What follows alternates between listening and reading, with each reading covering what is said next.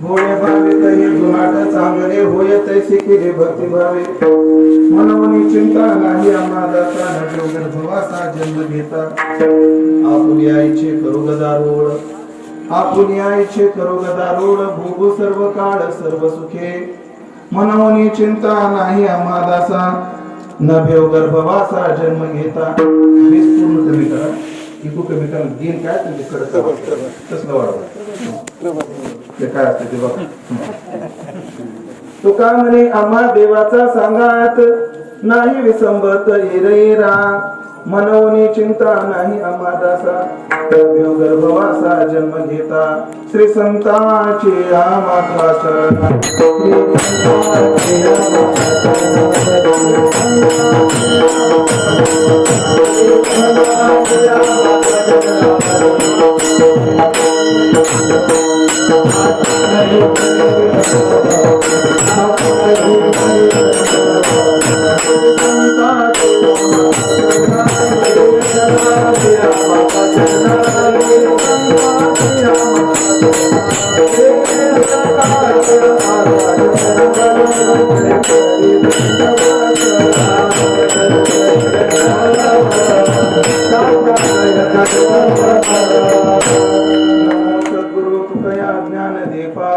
नमो सद्गुरु सच्चिदानंद रूपा नमो सद्गुरु भक्त कल्याण मूर्ती नमो सद्गुरु भास्करा पूर्ण कीर्ती सेवे लागे सेवक झालो तुमच्या लागलो निज चरणा अहो स्वामी तुकया देवा यावरी न करावा अवघेर संपाद्य ज्ञानंच विदाय भक्तिं विलोकितो येन समाधी राजन वैराग्यवंतं सुविचारयुक्तं नमामि जोगं शिरसा गुरुंतं जयांचे केलिया स्मरण होय सकळ विद्यांचे अधिकरण तेच बंधू श्री चरण श्री गुरूंचे ते नमस्कारोनी आता घोडे भाविक हे जुनाट चांगले घोडे भाविक हे जुनाट चांगले होय तैसे केले भक्ती भावे मनवनी चिंता नाही आम्हादासा नव्यो गर्भवासा जन्म घेता सेवे करताना ओढलेला अभंग संत श्रेष्ठ जगद्गुरु श्री तुकाराम महाराज यांचा 4 चरणाचा स्थितीपर प्रकरणातील अत्यंत गोड सुंदर प्रसिद्ध असा अभंग असून या अभंगातून जगद्गुरु श्री तुकोबाराय आपलं जीवन ज्याला शरणागत आहे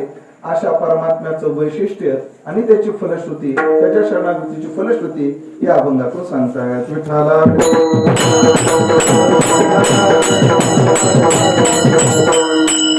उपस्थित सर्व भाविक मंडळी यांच्या गोड आणि सुंदर अशा उपस्थितीमध्ये पत्रिकेच्या मानाने कमी पण कोरोनाच्या मानाने भरपूर उपस्थित समाज आहे या सर्वांच्या उपस्थितीमध्ये आपल्या या परमपावन गावामध्ये चिंचपूर ढगे चिंचपूर या गावात अखंड समाधी घन ब्रह्मलीन कीर्तेश्वरजी महाराज यांच्या 45व्या पुण्यतिथीचा औचित्य साधून या ठिकाणी या भव्य भक्ती उत्सवाचं आयोजन आहे या भक्ती उत्सवाचं आयोजन ज्यांच्या परमपावन नेतृत्वात संपन्न होत आहे ते परम आदरणीय परमश्रद्धेय यतीवर महंत श्री नरेंद्र गिरीजी महाराज यांच्या उपस्थितीमध्ये यांच्या मार्गदर्शनाने ग्रामस्थाच्या सहकार्याने त्याचप्रमाणे आदरणीय शांतिगिरीजी महाराज तथा सर्व साधू समाज यांच्या उपस्थितीत सर्व गुणीजन वैष्णव महाराज मंडळी यांच्या पावन उपस्थितीत हा उत्सव संपन्न होत आहे आणि या उत्सवातील आजची चिंतन सेवा माझ्या वाट्याला सन्माननीय उत्सव समिती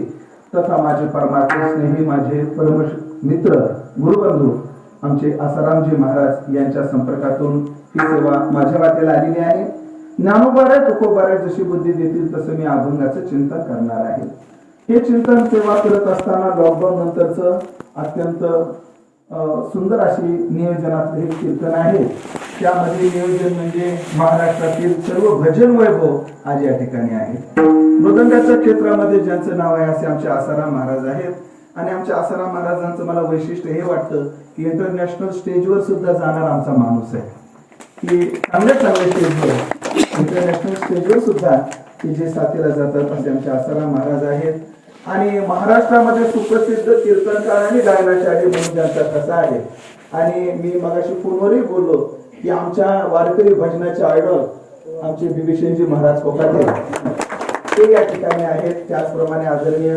सुंदर आवाज आणि कीर्तनकाराच्या क्षेत्रामध्ये ज्यांनी आपलं स्थान या महाराष्ट्रामध्ये स्थापित केलेलं आहे असे आमचे संतोषजी महाराज वनवे तेही आहेत आणि जेवढे बारीक तेवढाच आवाज वर उंच जाणारे असे आमचे आदरणीय संगीत विशारद सदानंदजी महाराज त्यांची मला साथीला या ठिकाणी उपस्थित आहेत. सर्वच तुम्ही सर्व महाराज मंडळी या सर्वांविषयी सद्भावना व्यक्त करतो आणि आपल्या नियोजित वेळेमध्ये अभंगाचं चिंतन पूर्णत्वाकडे नेण्याचा प्रयत्न करतो. आपण आज चिंतनात जो अभंग निवडलाय तो तुकाराम महाराजांचा गोड अभंग आहे. परमात्म्याचा वर्णनही करणारा आहे आणि परमात्म्याच्या शरणागतीमुळे आमच्या जीवनात काय फलश्रुती प्राप्त झाली या फलश्रुतीचाही विचार करणारा हा अभंग आहे. मी आता कीर्तन करण्याचा फक्त प्रयत्न करणार आहे कारण परवा दिवशीच वेदांताचार्य निवृत्ती महाराज इंगोलीकरांचं कीर्तन झालेलं. आता किती बदाडू पडले ते मला सांगता येतं. आता मला बदाडू मोकळे करता येतं का माझंच फनाटा मोठं पडा पण आता प्रयत्न फक्त करायचा आहे. असो गोड अभंग आहे महाराजांचा. ऐका, जगद्गुरु तुकोबरासारखे साधू आणि तुमच्या आमच्यासारखे जीव या दोघांचा जर विचार करायचा ठरला तर संपन्नतेच्या बाबतीत आपण त्यांच्या पुढे आहोत पण सुखी समाधानीच्या बाबतीत आपण त्यांच्या पुढे कुठंच नाही. दोन शब्द, संपन्नता आणि सुख समाधानी जीवन जगण्याकरता माणसाला जे जे लागतं ते आपल्याकडे भरपूर आहे. नुसतं नाही आहे असं मी म्हणलेलं नाही. आपल्याकडे काय आहे? भरपूर आहे. जीवाला जगायला काय काय लागतं? अन्न लागतं, वस्त्र लागतं आणि निवारा लागतो. तुकाराम महाराजांच्या भाषेत जर सांगायचं ठरलं ते साधकीय दृष्टीने जरी बोललेलं असेल त्याच्यातले एक शब्द उचला फक्त तुम्ही. निर्वाहा पुरते अन्न आच्छादन आणि आश्रमाचे स्थान. आता पुढचं आता नाही म्हणायचं. म्हणजे आश्रमाचे स्थान, निवारा लागतो, अन्न लागतं आणि वस्त्र लागतं. त्या तीन गोष्टीचा विचार जर आपल्या जीवनात आपण केला तर आपल्या जीवनात कमी आहे का याची? माझ्या समोर बसलेल्यांना विचारतो कोणाला या तीन गोष्टीची कमतरता आहे मला? भाऊ मी आपल्यापासून सुरुवात करतो. तुमचं नाव काय? बाळासाहेब भाऊ आहे त्या ठिकाणी. मला सांगा आपल्याला ह्याच्यातलं काय कमी? काहीच कमी नाही. तुम्हाला तुमचं गाव कोणतं? वारेवर गाव. त्या गावात तुमचं घर आहे म्हणजे निवारा आहे, अंगावर कपडे आहेत, पैसा घरात पैसा, काम जगण्यापुरतं भरपूर आहे, अन्न भरपूर आहे. मला असं वाटतं की या वर्षात तरी नाही या 10 वर्षात तरी आमच्या गावात खायला भेटलं नाही म्हणून माणूस मेला असं या पंचकृषीने मला सिद्ध करून दाखवलं. महाराज आमच्या पंचकृषीमध्ये आमच्या गावात आमच्या व्यक्तीला खायला न भेटल्यामुळे तो मेला. खाऊन खाऊन बरेच मेले. माझा चांगला घेतला पाहिजे असं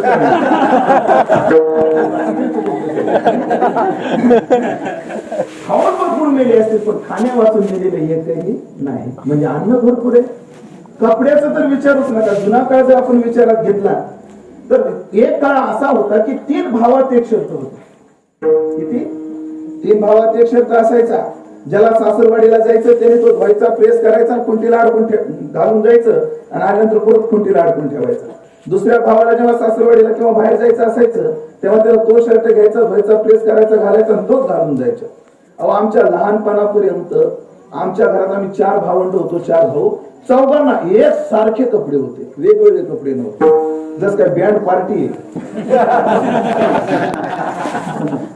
होतं की नाही दृश्य. म्हणजे कपड्याचा काळ असा होता. आता तसा नाहीये का? आता कपडे भरपूर आहेत, भरपूर आहेत. पुरुषांचं बोल माता मौल्याचं अजून बोललेलंच नाही. यांनी लय ओळखे केले आपल्याला. खरं सांगा मग कपाट उघडले की अंग पडायला लागते नाही साड्या. कपाट उघडले की अंग पडतात साड्या. एवढ्या साड्या झाल्या. काय काय बाजू कपाट नाही तसे संदूक आहेत. एकदा संदूक उघडलं तर त्याचं झाकणच लागत नाही. त्या झाकणं बसावं लागत तेव्हा कोंडा लागत. म्हणजे एवढा वस्त्र आहे, एवढा निवारा आहे, एवढ्या अन्नाची मुबलकता आहे. पण आता कीर्तनात खोटं बोलू नका. मला सांगा आपल्याला काय कमी आहे जगण्याकरता जे लागतं त्यातलं? आपल्याला काहीच कमी नाही. पण खरं सांगा सुखी कोण कोण आहे?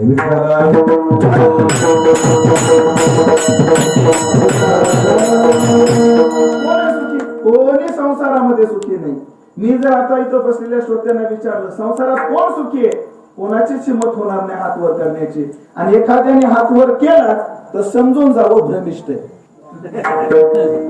संसारामध्ये मी सुखी आहे असं जर कोणी म्हणत असेल तर समजून जावं कोण आहे तो भ्रमिष्ठ आहे. म्हणजे मला तुम्ही भ्रमिष्ठ म्हणता का? भ्रमिष्ठच म्हणतो मी नाही, शास्त्र म्हणतं जे जिथं नाही तिथं ते दिसणं हा भ्रम आहे, आणि हा ज्याला होतो त्याला भ्रमिष्ट म्हणतात. दोरीच्या ठिकाणी सर्प नाही पण सर्प दिसला, हा काय आहे? भ्रम आहे. वेदांताचं लक्षण काय? अतस्मिंस्त बुद्धी, जे जिथं नाही. एरंडासी हार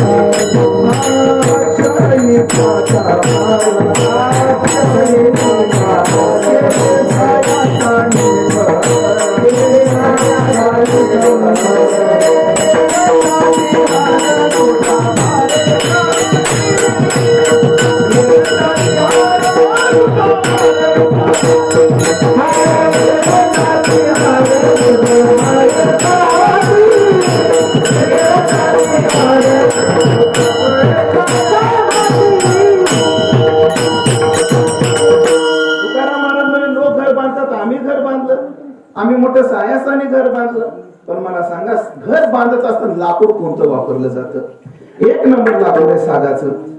सागाचं नाही भेटलं तर लिंबाचं, लिंबाचं नाहीच भेटलं तर आंब्याचं, आंब्याचं नाहीच भेटलं तर बाबळीचं, आणि बाबळीचं नाहीच भेटलं तर मग एरंडाचं. नाही, माझं बोलणं लक्षात येते सगळ्यांचं? आवाज ऐकले ते का? नाही, काय आवाज भरपूर आहे, क्वालिटी नाही. आवाज खूप आहे, प्रमाणापेक्षा जास्त आवाज आहे. तांटळ्या बसतील एवढा आवाज आहे, त्याला क्वालिटी असू दे, काही नाही हरकत. मला फक्त आता तुम्ही एक सांगा, मी किती अंतरावून बोलू? असं बोल की एवढ्या अंतरावून, एवढ्या अंतरावून, एवढ्या, ह्याच्यापेक्षा जवळ नाही बोलणार. एखादा आता असंच बोलून आपलं करंट लागलो, माझं अजून बरंच व्हायचंय. मार्थ म्हणतोय मी, तुम्ही याला अर्थ करू ना, तुमच्या डोक्यात तेच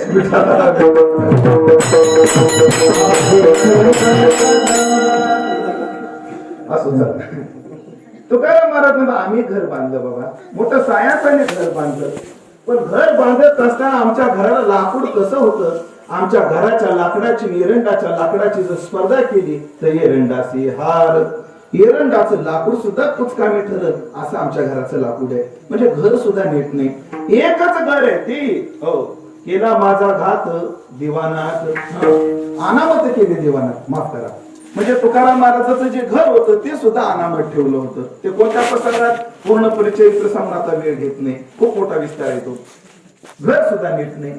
पण राहिलं घर, अंगावर वस्त्र तरी आहेत का? कपडा सुद्धा अंगभर नाही. महाराज मी तुकाराम महाराजांच्या बायकोच्या पत्नी आदरणीय आईसाहेबाचं सांगतो, ऐका मावशाव. मैपती बाबांनी रंगवलंय म्हणजे वस्तुस्थिती आहे ती. तुकाराम महाराजांच्या बायकोला फक्त एकच साडी होती. हा मी संसार कोणाचा सांगतोय? जगद्गुरूचा सांगतोय. मी संसार कोणाचा सांगतोय? ज्यांच्या 5 अभंगावर आमचे बंगलेत, मी त्यांचा संसार सांगतोय. ज्यांच्या 5 अभंगावर आमच्या 22 आणि 50 लाखाच्या एसी गाड्या आहेत, मी त्यांचा संसार सांगतोय. ज्यांच्या 5 अभंगावर आमची एवढी मजा आहे, मी त्यांचा संसार सांगतोय. एकच साडी होती, तीच धुवायची, तीच वाळवायची आणि पुन्हा तीच नेसायची. एके दिवशी आईसाहेब स्नानाला बसल्या आणि असं बाथरूम म्हणजे नाणी जे त्याला कांड म्हणतात आमच्या इकडे, तुम्ही काय माहित नाही, मला काय म्हणतात. अशा भिंतीवर ती साडी टाकली वाळवलेली, आईसाहेब स्नानाला बसल्या. तुकाराम महाराजांचा नित्यनेम चालू होता. तेवढ्यात एक भिकारी नाली, बाबा द्यावं काहीतरी द्या. बाई काय देऊ तुला? बाबा एखादा पैसा दे. तुकाराम महाराजांनी खिशात हात घातला. महाराज म्हणजे अजून कीर्तन सुटलेलं नाही.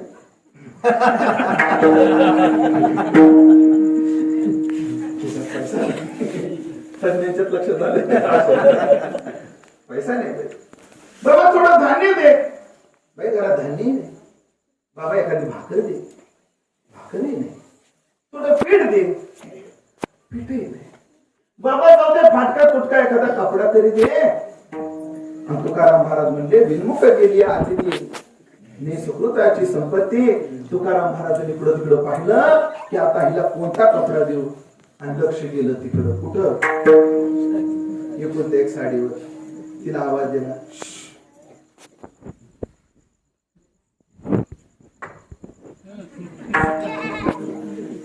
भिकारी बी एवढी हुशार, तिला पाय सुद्धा वाजू दिले नाही.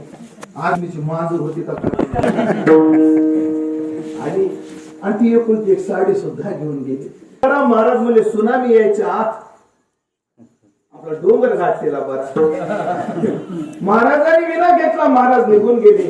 आणि आता पुढचे प्रसंग फार गोड आहे, पण आता मला सध्या आवश्यकता नाही म्हणून विस्तार करत नाही. आणि एकदा सगळं सांगू नये, एकदा सगळं सांगितलं पण कीर्तन ठेवत नाही. मात आणि नंतर असं असतं ते. कपड्याची सुद्धा पूर्तता नाही, अन्न खायला सुद्धा नाही. घर कण घरोघरी पोट भरी भिकेवरी, खायला सुद्धा पोटभर नाही. जाऊ द्या, सोडून द्या. अन्न नाही, वस्त्र नाही, निवारा नाही. आणि आमच्याकडे तुम्ही सगळे भरपूर आहे, रेलचे आहे. पण तुकाराम महाराज तशा अवस्थेत सुद्धा आनंदी आहेत, समाधानी आहेत. आणि आपलं जीवन नाही दादा तसं. फोडीली गोवरी तैसा दिशी तोंडावरी. आपले चेहरे बघा, लोकांना का पाहिलं आपणच आरसा बघत जा कधी कधी. आपले चेहरे कसे अवघड आहे. आपलं सगळं असून सुद्धा आपण अडचणीत आहे. तुकाराम महाराजासारखे साधू किती सुखी आहेत. एक प्रमाणाची साखळी सांगतो, किती सुखी आहेत तुकाराम महाराज. प्रमाणाची साखळी ऐका, ऐका. झोपायला शेज आहे तुकाराम महाराजांना. कोणती आहे? सुखाचे शेजारी पौडईन. झोपायला शेज कोणती आहे? सुखाची. शेज सुखाची. बऱ्याच लोकांना शेज सुखाची, पण झोप कुठं सुखाची? शेज सुखाची असून चालत नाही, त्याच्यात झोप सुद्धा काय असावी? सुखाची असावी. अवघड आहे सध्या लोकांचं. मी मुंबईत आपल्या नाशिक भागात जास्त कार्यक्रमाला जात असतो. तिथं चांदवडला आमचे एक स्नेही, त्यांच्याकडे गादी 1.5 लाखाची. कितीची गादी आहे? 1.5 लाखाची. रात्रभर झोपलोय मी त्याच्यावर, पण मला झोप नाही आली. 1.5 लाखाची गादी कशी असेल याच्याच विचारात गेला. मला राहावलं नाही म्हणून त्यांना विचारलं का की 1.5 लाख काय या गादीमध्ये, काय विशेष आहे? म्हणजे महाराज एअर कंडिशन गादी. एअर कंडिशन म्हणजे उन्हाळ्यामध्ये गार, हिवाळ्यामध्ये गरम, पावसाळ्यात आपल्याला माहित नाही. अशी गादी 1.5 लाखाची गादी आहे. पण खाटेवरी पडतात व्यापी चिंता तळमळ. शेज सुखाची, पण झोप कुठं सुखाची? तुकाराम महाराजासारख्या साधूला शेज तर सुखाचीच आहे, पण त्यावर झोप सुद्धा सुखाची. सहजनी आंधळा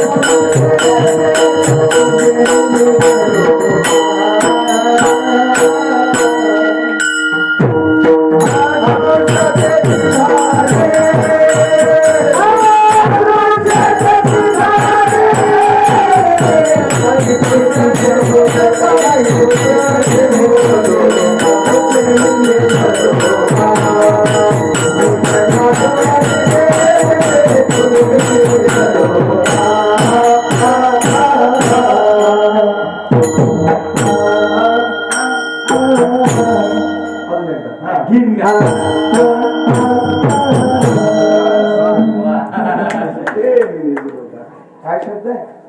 शेज तर सुखाचीच आहे, पण त्याच्यामुळे झोप सुद्धा सुखाची. मला झाली झोप, झाली का?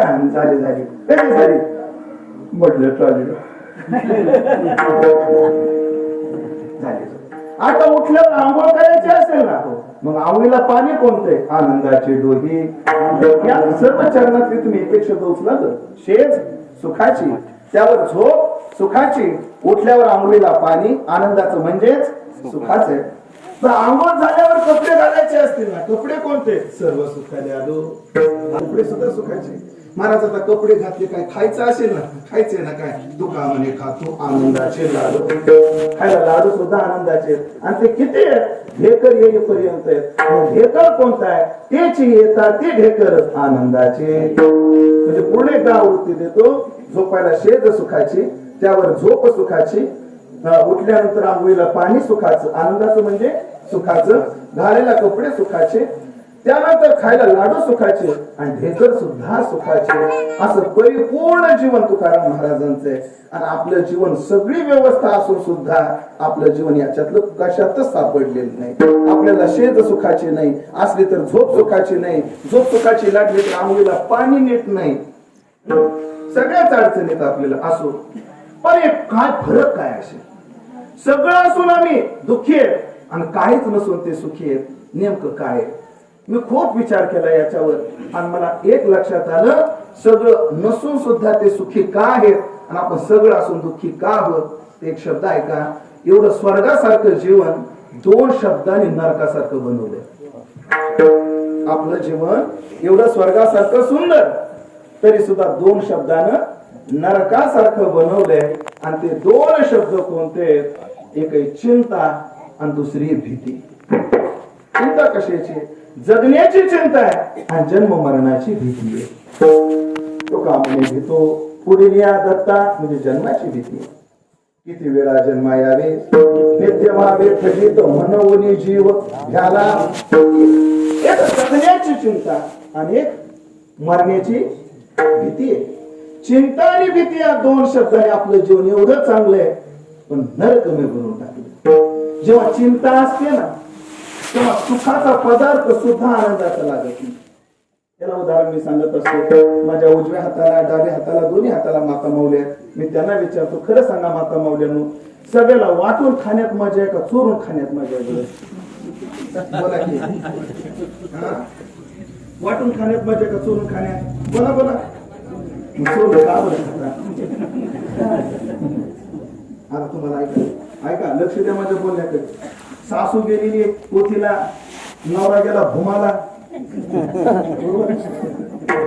लेकरू गेले शाळेला, घरात कोणी नाही. घरात गेली, 2 कांदे चिरले, त्याच्यात बेसन टाकलं, थोडं मीठ टाकलं, थोडं तिखट टाकलं, चिरून कोथिंबीर टाकली, थोडा ओवा टाकला, थोडे जिरे कुठलं टाकले, अजून काय टाकायचं लोक सांग. राजा सोडून काही सांग. सुंदर असे भजे तयार केले बराबर आणि बसले खात. आता माझ्याकडे बघावं लागल तुम्हाला, एक भाजा खातीन बघती कुणी आलं का? किती आनंद, आवडीचा पदार्थ आहे की नाही, समोर उपलब्ध आहे की नाही, तरी सुद्धा तो भजा खाताना आनंद नाही. काय चिंता आहे, कोणी येतो का काय, कोणी बघतं का काय? याच्या उलट मला सांगा, तेवढेच भजे संध्याकाळी केले आणि सगळ्याला वाटून खाल्ले, तिथं भीती आहे का? तिथं चिंता आहे का? नाही. म्हणून आजपासून ठरवा, आजपासून चोरून खायचं, आजपासून चोरून खायचं नाही. आतापर्यंत खात होते, त्याचा अर्थ एवढं चांगलं जीवन आहे, एवढं सुंदर जीवन आहे, एवढी संपन्नता आहे, तरी चिंता आणि भीती या 2 शब्दाने आपल्या जीवनाचं वाटोळं केलं जातं. आपल्याला जीवनाचा आनंद लुटू देत नाही ते 2 शब्द. आणि साधूच्या आपल्याला चिंता कशाची? आपल्याला कशाची चिंता? प्रमाणात जर सांगायचं ठरलं तर नित्य उठवून या खावयाची चिंता. आता हे शांत बसल्यात माता माऊल्या कीर्तनात, पण सगळ्यांच्या डोक्यात एकच चिंता आहे, आज मिसळीच्या भाजी भागलो, उद्या भाजीला काय करायचं? नित्य उठवून या खावयाची चिंता, खायची चिंता आहे, खाल्लेलं पचायची चिंता आहे. पुढचं बोलत नाही, आता लय लांब आहे, पण चिंताच चिंता आहे. जगण्याची चिंता आहे आणि जन्म मरणाची भीती आहे. पण जगद्गुरु तुकोबाऱ्यासारख्या महात्म्यांना जगण्याची चिंता नाही आणि मरण्याची भीती नाही. महाराज म्हणतात भीत नाही आता बोल्या मन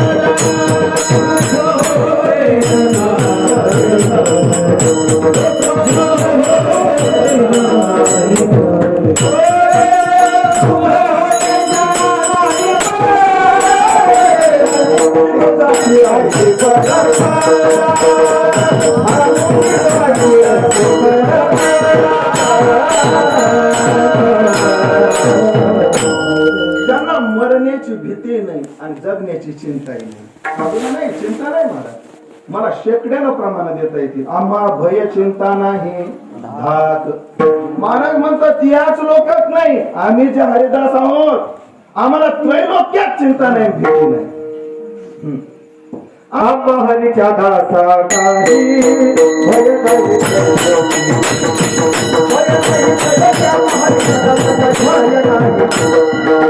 आम्हा हरीच्या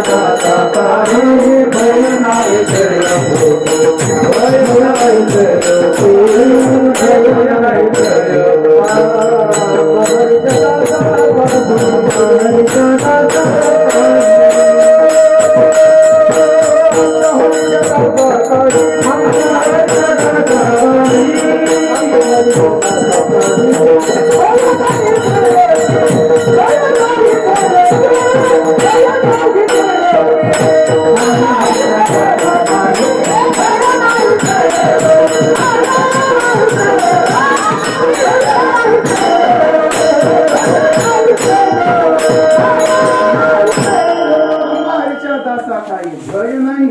हरीच्या दासा भय ऐसे बोलतेही नाही. हरीच्या दासा चिंता आगटीत हे वाटता. कसलीच भीती नाही, चिंता नाही. जगद्गुरु तुकोबाऱ्यासारख्याला विचारू. साधूच्या जीवनाचा हेवा सामान्य लोकांना वाटणं साहजिक आहे. माझी लहानपणीची आठवण सांगतो. आळंदीत असतानाची मी आळंदीत जेव्हा लहान होतो, तसं तर बिभीषण महाराज मला लहान असल्यापासून आणि बारीक असल्यापासून पाहतात.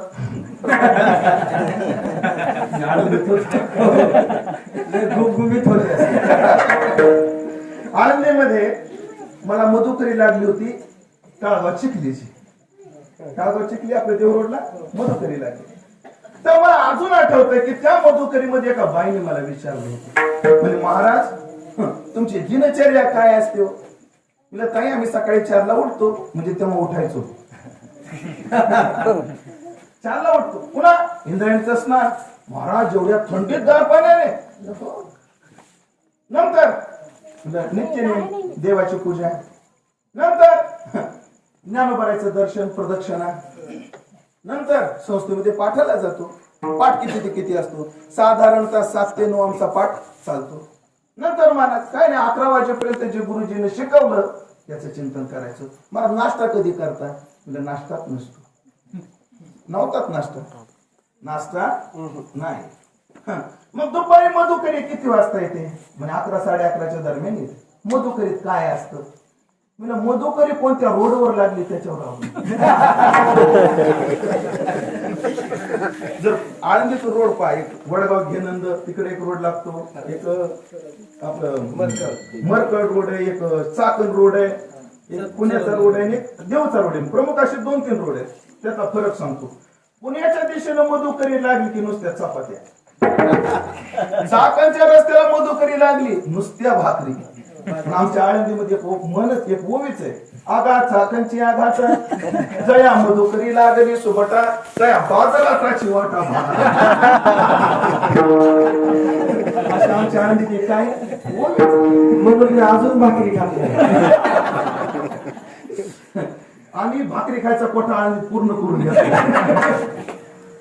पण माझी मधुकरी जरा चांगली ती बरं स्वामीजी. मला ती टाळगाव चिखलीची होती. निम्म्या भाकरी रोजगार आम्ही, निम्म्यात आम्ही, निम्म्यात तुम्ही, काम कमी योजना नाही. मग महाराज भाजी काय असते? म्हणजे सगळ्या घरचं मिक्स कालवण नसतं ते. मग संध्याकाळी काय खाता? हेच उरलेले तुकडे. भाजी नसते. म्हणजे महाराज सकाळी नाश्ता म्हणजे नाही, दुपारी जेवायला गरम जेवण नाही, द्वादशीच्या पंक्तीला सोडलं तर आम्हाला कधीच गरम जेवण भेटलेलं नाही. कायम गार झाले. संध्याकाळी भाकरी सोबत कालवण दिलं नाही. आम्ही 3ऱ्या वर्षाला असताना मग भोगबाबाला भाजी चालू केली होती. तोपर्यंत भाजी सुद्धा नव्हती. मग तुम्ही कशासोबत खात होता? 1 रुपयाला कांदा लसूण चटणी मिळत होती. 1 रुपयाला. ती रुपया सुद्धा खर्चाला हिंमत होत नव्हता, कारण तो 1 रुपया बैलगाडीच्या चाकाच्या खालोखाल दिसत होता. आवड पण आनंद होता, सुखी. पण मी आज सांगतो, आम्ही तेव्हा जेवढे सुखी होतो तेवढा आज गरम जेवणा सुद्धा सुखी. सुविधा नव्हत्या पण आनंद खूप होता. मग महाराज दुपारी कालवण नाही, गरम जेवण नाही, संध्याकाळी भाकरीला कालवण नाही. तुमचे एवढे हाल तरी तुमचे महाराज लोक एवढे गुटगुटीत कसे? असा प्रश्न त्या बाईनं विचारला होता. म्हणजे आमचं कार्ट 8ला उठतं, गिझरच्या पाण्याला आंघोळ करतं, वाटीभर बदामाचा हलवा खातं, शाळेत जाताना डब्बा घेऊन जातं, येताना 2-4 कुरकुऱ्याचे पुढे खातं, आल्या आल्या एक सफरचंद रगडीत, पुन्हा संध्याकाळी तूप टाकून परत भर भात गिळीत, तरी आमच्या पोरांची थोबाड फोडीने गोवरी तैशी दिसते. आणि तुमचे महाराज लोक एवढे तेजदार कस काय? वय लहान होतं पण उत्तर लय गोड सुचलं होतं. वय लहान होतं तसं लहानपासून बोलायला मी हुशारच. काय लोक बोलायला हुशार असतात, काही चाबरे असतात. हुशार वय लहान होतं पण एक उत्तर सुचलं होतं. उत्तर खूप गोड आहे. म्हणलं ताई तुमच्या पोरांना एवढ्या सुविधा आहेत तरी तुमच्या पोरांची चेहरे ती म्हणता पडल्यासारखी आम्ही एवढे टवटवी. त्याचं एक कारण आहे. आणि काय? तुमची पोरं अन्न खातात, आम्ही आमच्या ज्ञानाचा प्रसाद खातो. फरक असतो दादा, फरक असतो. आम्हाला जीव घालणारे आमचे ज्ञानाई आहे. साने गुरुजींनी आईला विचारलं, माय श्यामची आईच्या पुस्तकातला एक प्रकरण आहे. आई आता मी जेव्हा मोठ्या मोठ्या हॉस्टेलला जातो तिथं खूप चांगलं जेवायला असतं, पण तुझ्या हातची जी भाकर असते तशी चव कादा येत नाही त्या अन्नाची. साने गुरुजींच्या आईने उत्तर दिलेलं आहे, अरे श्याम ते लोक तुला नुसते कण खाऊ घालतात रे, मी प्रत्येक कणात माझं मन घालते म्हणून सावधान. आमच्या प्रत्येक घासात आमच्या ज्ञानाचा कृपा कटाक्ष. मला याच्यातून सांगायचं हेवा वाटलं साहजिक आहे. तुकाराम महाराजासारखे साधूकडे तर काहीच नाही तरी जीवन एवढं सुखी, आणि आमच्या इकडं सर्वच आहे हेवा वाटतो.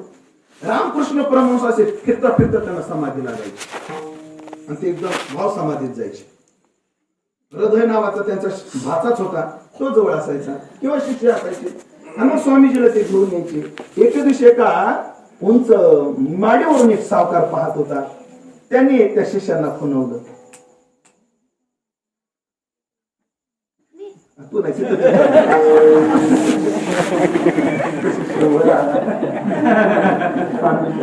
म्हणजे तो किती रंगून कीर्तनात तल्लीन झालाय. आणि माझा दावा आहे, मला लेकरं जेवढं लक्ष देऊन ऐकतेत ना असू द्या. कोण आहे? म्हणजे आमचे गुरुजी आहे. पुढे ऐका सावकार काय म्हणतो, कोणता ब्रँड पितात? कोणाला विचारलं? रामकृष्ण परमहंसाच्या शिष्याला विचारलं, हा कोणता ब्रँड पितात म्हणून एवढे नशेत आहेत? आज मला काहीच चढत नाही. कोणती दारू चढत नाही? आमच्या गुरुजीला असं बोलतात. घरी आले जेव्हा रामकृष्ण परमहंसाची भाव समाधी उतरल्यानंतर शिष्य मला, गुरुजी तुम्ही काय समाधी लावायची ती आश्रमात येऊन लावत जा बरं. काय झालं? असं झालं. लोक काही म्हणतात. आणि मग तू सावकाराला काय उत्तर दिलं? काय नाही म्हणलं, मी 2 शिव्या दिलो आलो. अरे तसं नाही, त्या सावकाराला म्हण, आमचे गुरुजी जो ब्रँड पितात तो ब्रँड तुला पाहिजे का? तो गेला त्या सावकाराकडे, सावकार आमचे गुरुजी जो ब्रँड पितात तो ब्रँड तुम्हाला पाहिजे? हा, चला माझ्यासोबत. गेले. रामकृष्ण परमहंसाचं दर्शन घेतलं त्या सावकाराने आणि सावकाराने विचारलं कोणता ब्रँड आहे? चला म्हणे माझ्यासोबत. सावकाराच्या हाताला धरलं, मंदिरात नेलं आणि काली मातेची मूर्ती होती आणि सांगितलं, सावकार आमचा हा ब्रँड आहे. आमचा ब्रँड कोणता आहे? याच्यामध्ये जन्मून गेलो. तुकाराम महाराजांचं प्रमाण आहे, मेरी दारू जिन्हे पाया दिदारोस का खूप जमाया. सांगण्याचं तात्पर्य साधूच्या परिपूर्ण जीवनाचा हेवा वाटणं साहजिक आहे. तुकाराम महाराज तुमचं असं मिळत व्यवहारिक दृष्टीनं एवढं दरिद्री जीवन असताना सुखी आहे तुम्ही, आणि आमचं जीवन एवढं संपन्न असताना सुद्धा आम्ही दुःखी आहेत. कारण काय आहे? महाराज म्हणतात आमच्या जीवनात भीती नाही, चिंता नाही. का नाही तुमच्या जीवनात चिंता? का नाही तुमच्या जीवनात भीती? म्हणून चिंता नाही आम्हादासा चिंता नाही आणि आम्हादासा भय नाही. आम्ही भीत नाही, आम्हाला चिंता नाही. का नाही? आम्ही दास आहेत म्हणून नाही. महाराज तुम्ही दास नाही तर आम्ही कोण आहेत? आम्ही दासच आहेत ना. या जगातला प्रत्येक जण दास आहे. कोण दास नाही? कोणी देहाचा दास आहे, कोणी इंद्रियाचा दास आहे, कोणी बायकोचा दास आहे. प्रमाणे बाईलेचा दास, पितराशी उदास. मला वाटतं ह्या दासत्वात मी सोडलं तर जवळजवळ बायकोच्या दास्यत्वात माझ्यासाठी 4-5 जण जर सोडले तर जवळजवळ सगळे काय आहे? बाईलेचा दास. चित्तारा ती स्त्रियेची ती याचे छंदे नाचे. कसं आहे? आठवलं म्हणून सांगते की राजा होता आणि राजा मला प्रधानजी सगळ्याच माणसाला बायकोच ऐकावं लागतं का? मग सगळ्याच ऐकावं लागतं. ते लगेच फोटो दाखवला राजाला. फोटो असा होता, एका बाजूला वाघीण दरकाळ्या पुढत होती आणि वाघ उभं भामट्यासारखा बसला होता. वाघीण काय करत होती? दरकाळ्या पुढत होती आणि वाघ उभं भामट्यासारखा बसला होता. खाली एक वाक्य होतं, शेर हुआ तो क्या हुआ, आखिर बीबी तो बीबी होती है. नाही प्रधानजी आपल्या नगरात नसेल आचरण गावात परीक्षा घ्या. राजाने तोंडी पिटवली. एका बाजूला उमटे घोडे ठेवले आणि एका बाजूला सफरचंद ठेवले आणि दौंडी पिटवली. सांगितलं जो बायकोचा ऐकतो त्याने सफरचंद न्यायचा आणि जो बायकोचा ऐक त्याने घोडे न्यायचं. ऐकायला आलं का? जो बायकोचा ऐकतो त्याला काय न्यायचा? सफरचंद. आणि जो बायकोचा ऐकत नाही त्याला काय न्यायचं? घोडं. गर्दी कुठं असेल तुमचा अंदाज काय? होय स्वतः सफरचंदाकडे गर्दी असेल का घोड्याकडे? आता लय वय झालं, सांगा लाजू नका. आता लाजा शिवत नाही. गर्दी कुठं असेल?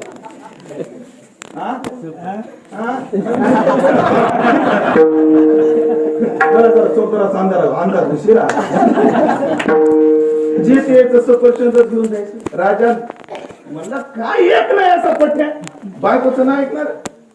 पण 4-5च्या दरम्यान एक असा 6 फुटाचा धिप्पाड असा पिळदार मिशावाला आला बाबा आणि तो घोडं सोडायला लागला. राजाने घोडं सोडतोय माहितीये म्हणलं आपल्याला, आपण ऐकतच नाही म्हणजे बायकोचं. घेऊन जाय म्हणजे घोडं. राजाला बरं वाटलं, एक तरी पठ्या निघाला आपल्या नगरात की जो बायकोचं ऐकत नाही.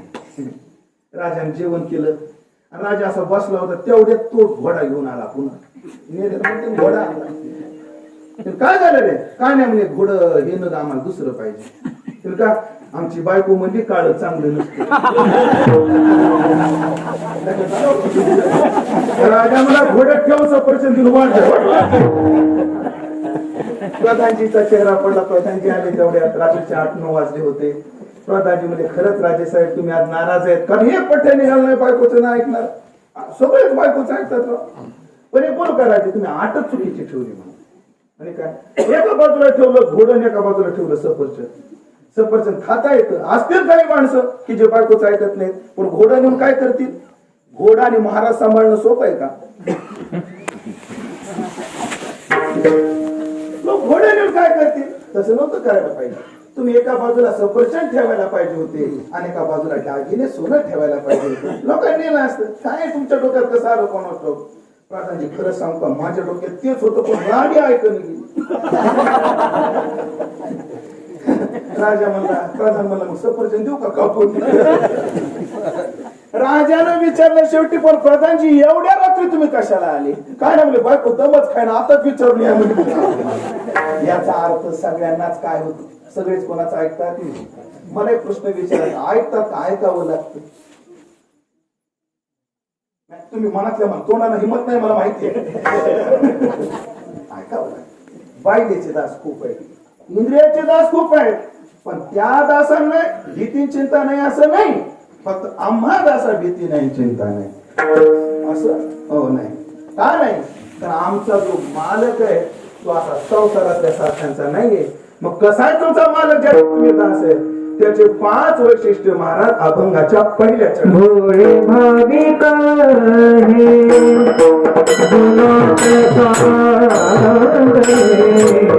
भोळे भाविक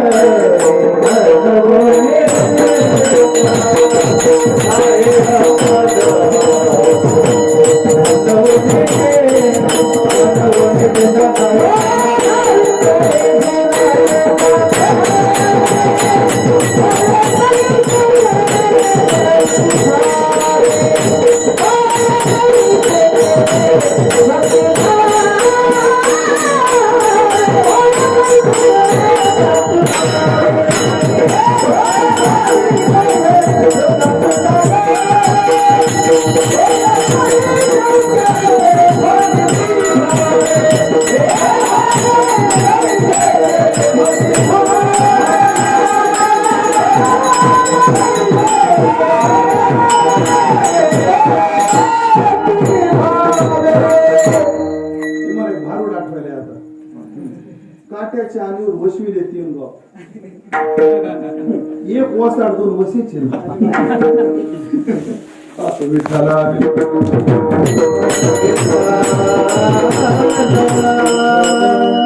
आम्ही अशा तशाची दास नाही. जो भोळा आहे भाविक आहे जुनाट आहे चांगला आहे आम्ही जसं हो म्हणलं तसा होणार आहे त्याचे आम्ही दास आहोत. म्हणून आमच्या जीवनात भीती नाही म्हणून आमच्या जीवनात चिंता नाही.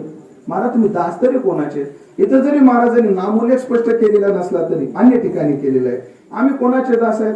आम्ही ज्याचे वास दास त्याचा पंढरी वास. तो पंढरपुरात राहतो म्हणजे पंढरपुरात राहणाराचे तुम्ही दास आहात. पंढरपुरात सगळेच राहतात घोंगड्यावाले बांगड्यावाले नावावाले. नेमके कोणाचे. अरे नाही आम्ही दैवाचे दैवाचे दास पंढरी रायाचे पंढरपूरच्या मालकाचे. आपण नाव तर सांगा. धन्य आम्ही जन्मालो दास विठोबाचे दास. आम्ही विठोबाचे दास. आणि त्याचं वर्णन करताना महाराज म्हणतात तो भोळा आहे, भाविक आहे, जुनाट आहे, चांगला आहे. आणि जसं भक्ताला हो म्हटलं तसा होणार आहे. पण मला ह्याच्यात एक काही पटत नाही. तर पहिल्या शब्दाला आक्षेप आहे माझा. तुकाराम महाराजाला काय म्हणतात? भोळा. हा भोळा आहे का? ह्याच्यासारखा गाभोळा कोण नाही. तुकाराम महाराजाला भोळा म्हणतात. बरं हे तुकाराम महाराज त्याला म्हणतात चतुरा तो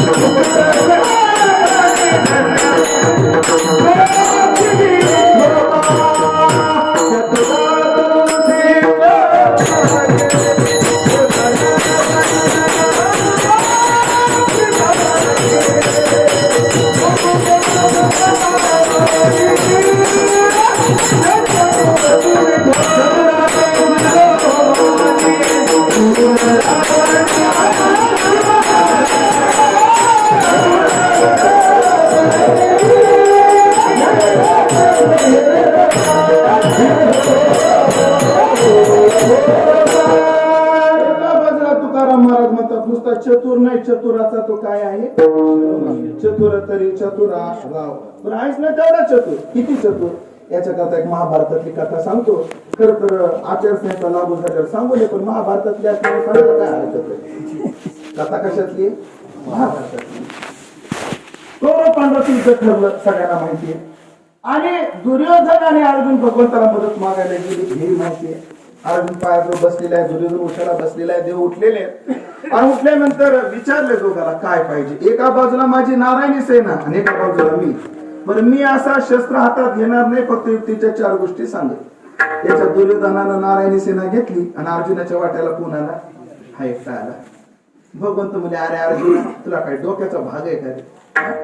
अरे युद्धात जायचं होतं, सप्त्याला नाही जायचं आपल्याला. युद्धाला जात असताना शूरच पाहिजे, सप्त्याला जाताना महाराजच पाहिजे.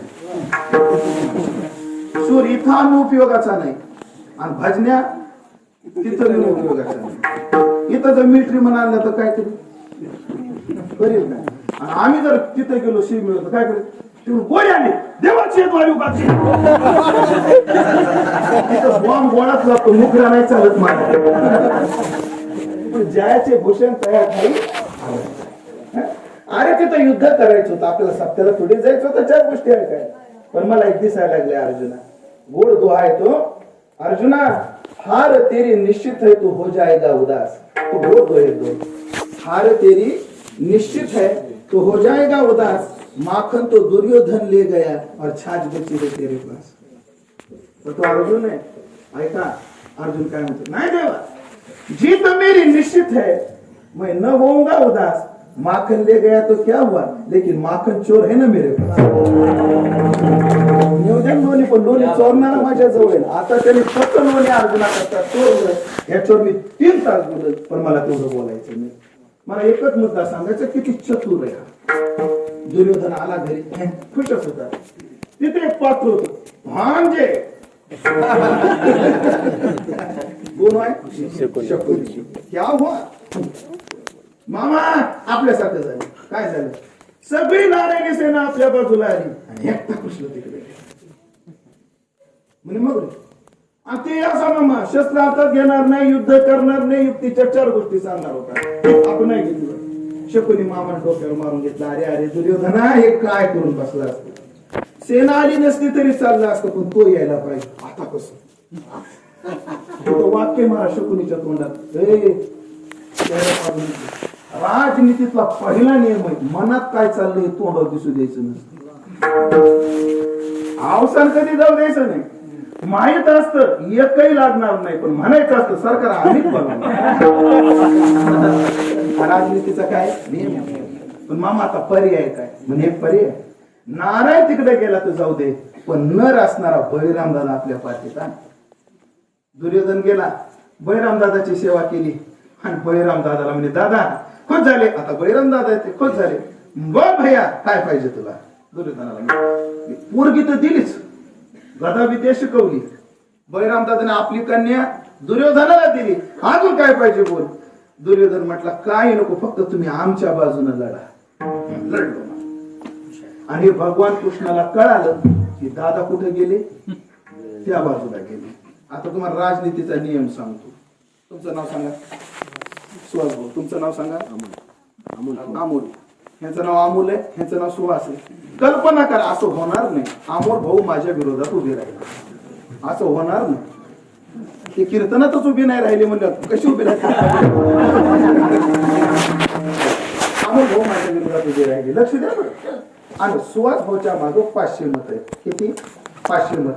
मग राजनीतीचा नियम असा आहे, सुहास भाऊच्या मागचे 500 मत मला नाही पडले तरी चालतील, पण त्यांना पडता कामा नये.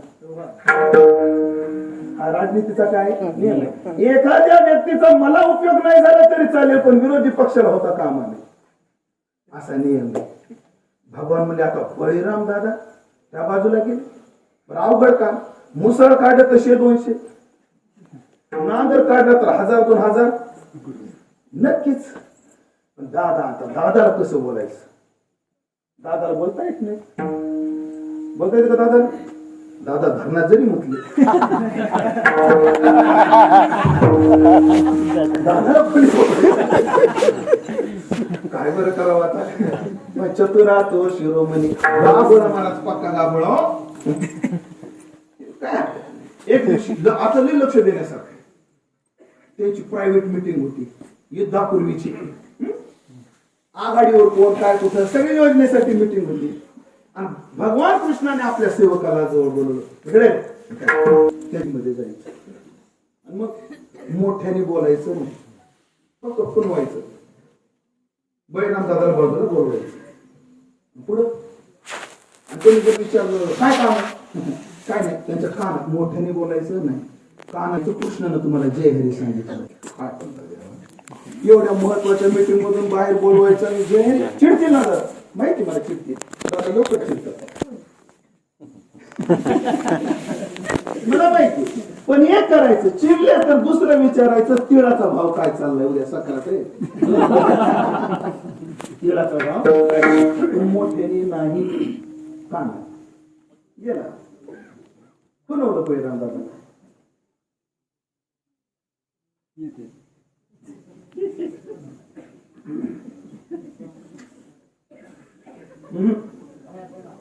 लाजली दादा आमची. तिथंच बस खुणवलं. बळीराम दादा बाजूला आले. काय काम आहे. कान इकडे करा.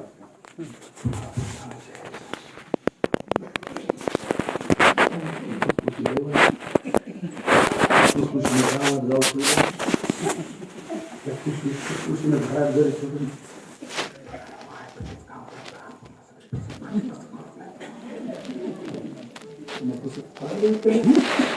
अनुभवाचे पुरे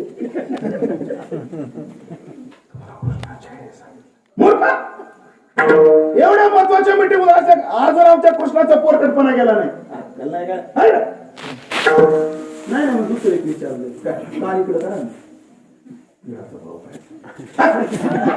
मला काय विचारते 15 मिनिट दुर्योधनानं पाहिलं. बळीराम दादा बाहेर गेले होते, त्याच्याशी काहीतरी बोलले होते. दुर्योधनाने विचारलं दादा ते कोण होता. तुला माहित नाही कृष्णाचा माणूस येतो. मला काय माहित नाही. काय म्हणत होता. काय नाही तुम्हाला होता, तुम्हाला कृष्णाने जय हरी सांगितलं. एवढ्या महत्वाच्या मीटिंग मधून कोणी असं बोलत असते का एवढ्या कामासाठी. अरे नाही रे, दुसऱ्या विचारलं तिळाचा भाव काय चाललाय. तुम्हाला विचारायला कशाला येईल तो. खरं सांगा दादा काय बोलला तो. तुम्ही शरीराने इकडे आहेत, मनाला तिकडे आहेत, अशी परिस्थिती चालणार नाही. तो बरं नाही दादा. दादा आधीच गरम डोक्याचे. दादा म्हणजे गदा युद्ध मी तुला शिकवलं, मी तुझा सासरा आणि मला म्हणतो खोटं बोलतो, जा मला युद्धच करायचं. कमंडलू घेतला आणि गेले तीर्थयात्रेला. बघता काय झालं नव्हतं त्याला तो कोपर आहे. ही कथा महाभारतात आहे की नाही स्वामीजी मला माहित नाही, पण आपल्या परंपरेचे माधव महाराज मगर, वैकुंठवासी माधव महाराज मगर, न साहेची बबरू पांडवा पारिका दुराविला सका बळीभद्र याच्यावर बोलताना सांगायचे. एवढा चतुर. आणि तुकाराम महाराज त्याला काय म्हणतात, वडा देवा चतुर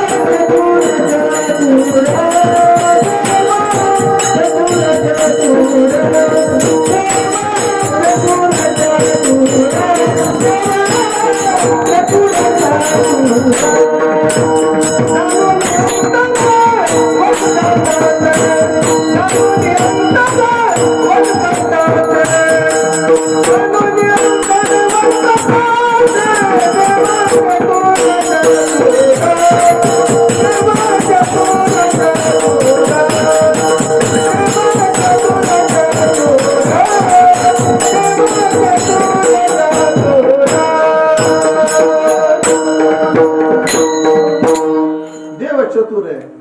एवढा चतुर आहे तुकाराम महाराज त्याला घोडा म्हणतात का बरं? मग ऐका, शास्त्रामध्ये असं आहे, जेव्हा शब्दानं जुळत नाही तेव्हा लक्षणं करावी, लक्षणानं जुळत नाही तेव्हा व्यंगार्थानं विचार करावा, आणि नाही जुळत तर गौणीनं करावा. डायरेक्टली गौणीवर जातो. सगळ्या चारी वृत्त्या सांगत नाही, डायरेक्ट गौणी. गौणी काय असते त्याला उदाहरण सांगतो. गौणी अशी असते, दोन मित्राची खूप दिवसानंतर भूमच्या स्टँडवर भेट झाली. अरे अरे अरे किती दिवसांनी भेटला रे अमोल, किती दिवस, मित्राची भेट झाली, दोघांची भेट झाली, किती दिवसांनी भेटला, वा वा, चल चल चल. घरी गेल्याशिवाय चहा पिल्याशिवाय तुला जाऊ देणार नाही. घरी गेले, घरी गेला विचार काय लग्न वगैरे झालं म्हणला. किती लेकर आहेत म्हणे, 2 लेकर आहेत. 2 आहेत हो, 2 लेकर आहेत हो, म्हणजे पहिली लाईन एक दुसरी लाईन. लेकर किती आहेत? 2 आहेत. एक पहिली लाईन आणि एक दुसरी. तुमच्या डोक्यात येत असं काय? एक पहिलीला म्हणजे का पहिल्या वर्गाला आणि एक दुसऱ्या वर्गाला असं म्हणायचं.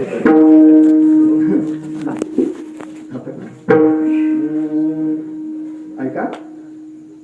आणि मग तेवढ्यात पेपर त्याला दिसला बाजूला, पेपरला बातमी होती, वाशी भूम परिसरामध्ये वाघाचा सुळसुळा.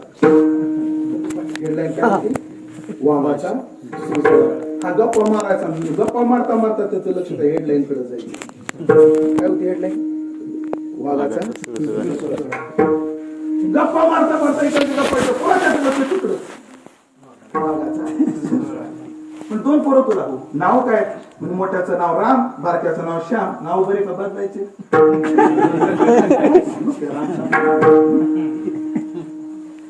म्हणजे राम कुठे, श्याम कुठे? झोपलाय, जरा बुखारलाय, कोरोना झाला का? आमच्या तालुक्यात नाही म्हणे तसलं. तेवढ्यात राम आला खेळून, मोठा पोरगा खेळून आला. आल्याबरोबर बाप म्हणला, आला माझा वाघ. रामला म्हटला, आणि ह्याच्या डोक्यात हेडलाईन होती,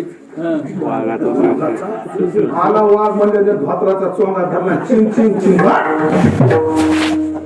चिंग चिंग चिंगाट म्हणलो का तुम्ही? झिंग झिंग झिंगाट. मावजी चहा चहा चहा. बाई मला चहा झालं काय? वाघ या इकडे.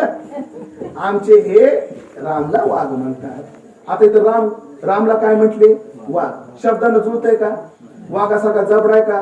वाघासारखी शेपूट आहे का? ह्याला वाघ कसं काय म्हटले? इथं जुळतं गुण सादृश्याने. वाघ जसा शूर असतो तसा माझा मुलगा शूर आहे. त्याला गौणी वृत्ती.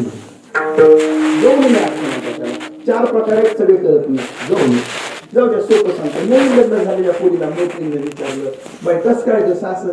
बरं आहे म्हणली. सासरा कसा आहे?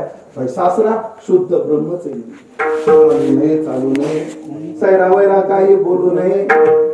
बाई सासू कशी आहे? येड्या बाबी खाची मरी यायची. बाई नवरा कसा आहे? तो तर बैलच आहे. ती म्हणली, बाई ननद कशी? ती होय पक्की लवंगी मिरची. आता ही नंदला काय म्हटली? लवंगी मिरची. ही नवऱ्याला काय म्हटली? बैल म्हटली. नेता नवरा बैल म्हणजे कस काही कारोड दिली त्या बैला? बैल जसा जसं म्हणतो तसा वागतो, तसा हा ती म्हणे तसा वागतो. त्या गुणच हा दोष आहे. लवंगी म्हणजे एवढी एवढीच ननंद आहे असा अर्थ नाही. मिरची जशी तिखट असते तशी माझी ननंद स्वभावानं तिखट आहे. त्याला गवणी वृत्ती. आता देवाला भोळं म्हटले तर जुळलं नाही कोण्या चांगल्यानं. आहे का तो भोळा? तरी तुकाराम मला जुळ काय म्हणते? इथं शब्दानं जुळत नाही, तिथं गुणानं जुळते. गुणानं हो. भोळ्यामध्ये जे गुण असतात ते गुण याच्यात आहेत. ऐका, थोडं ऐकायची सवय ठेवा.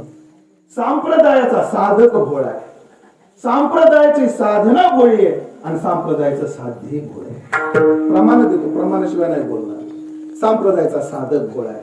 माझे सखे ते सज्जन, भोळे भाविक हरिजन. साधक कसा आहे या संप्रदायाचा? भोळा. या संप्रदायाची साधना कशी आहे? तू का म्हणे देवा नाही, तो का म्हणे आम्ही भोळ्या भावे सेवा भक्ती माझी भोळी एकविध भाव बळी. साधना भोळी आणि संप्रदायाचं साध्य भोळे. संप्रदायाचं साध्य का म्हणे भोळी, विठ्ठल पृथ्वीची कोवळी आणि शिव भोळा भोळे. पण नाही हो, पण भोळ्याचा गुण काय करतो पटवून देतो तुम्हाला. भोळ कशाला म्हणतात? ज्याला व्यवहारात वागायचं कळत नाही त्याला काय म्हणतात? भोळ. सदर कार्यक्रम सत्य घटनेवर आधारित आहे. आता सांगणार, सातारा जिल्ह्यात पाटण तालुक्यात आम्ही कीर्तनाला गेलो. आमचे एक महाराज आहेत नगर जिल्ह्यात, त्याचं नाव नाही सांगत. त्याचे कीर्तन म्हणजे एकदम शांत रसात कीर्तन. कीर्तनात येऊन बसला बाबा एक, ते 5 मिनिटात उठायचा, उड्या मारायचा, पुन्हा बसायचा, उठला पुन्हा उठायचा बसायचा, उठायचा बसायचा. आणि कीर्तनकारानं थोडा जरी विनोद केला की म्हणा गोप्रो काय भारी बोलणार, सत्य घटनेसारखं एक वाक्य खोटं आहे. काय म्हणायचं? गोप्रो काय भारी बोलणार. ते महाराजांनी केलं संपूर्ण मला होय नाही. कार्यकर्त्याला बाजूला घेतलं, काय अहो ते पोरग काय समजून घ्या म्हणजे महाराज काय ते जरा भोळसटे भोळसटे घरी पाठवा ना. नाही पाठवता यायचं का सरपंचाचे.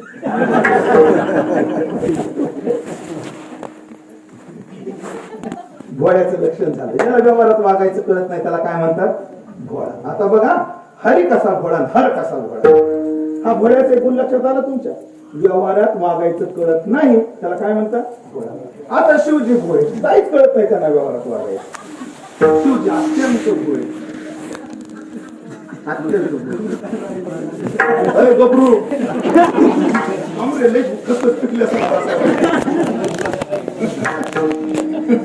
असं चाल तिकडं. शिवजी भोळे कसे भोळे एक कथा येते.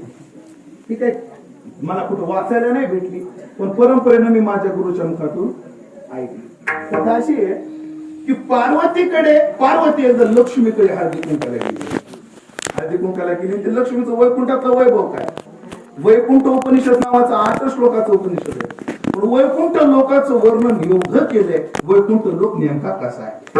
तेवढ्यामध्ये भगवान विष्णू आले, तेवढ्यात लक्ष्मीने ओळख करून दिली.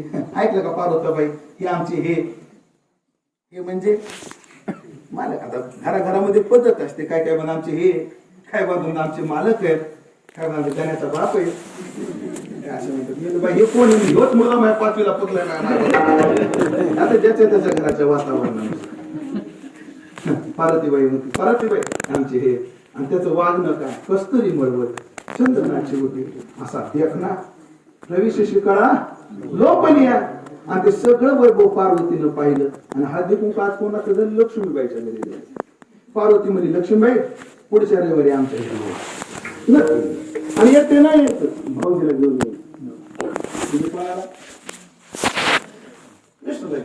ठीक आहे. गेल्या बरोबर सगळ्या कैलास पर्वताची स्वच्छता केली. आठवडाभर स्वच्छता केली. रविवारची सगळी वाट बघत होते. शंकित राटण भृंगी सगळ्यांना सांगितलं तुम्ही कसे वास वागता, कसंही वागायचं नाही. पाहुणे मोठ्या घरचे येणारे, नीट वागायचं. सगळ्या ताकीद दिली. पण ह्याला कोणी ताकीद द्यावं? शिव भोळा.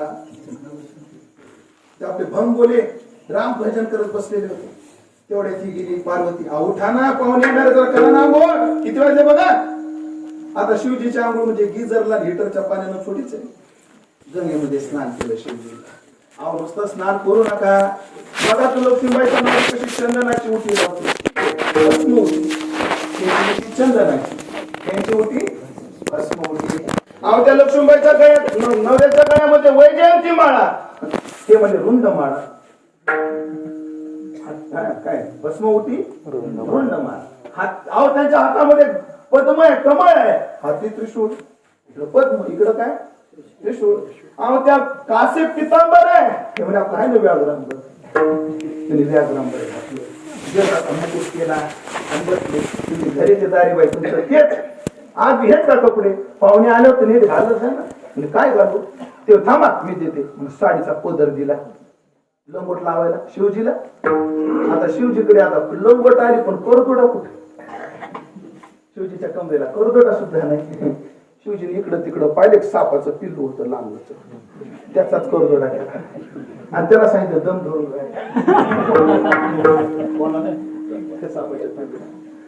लंगोट केली.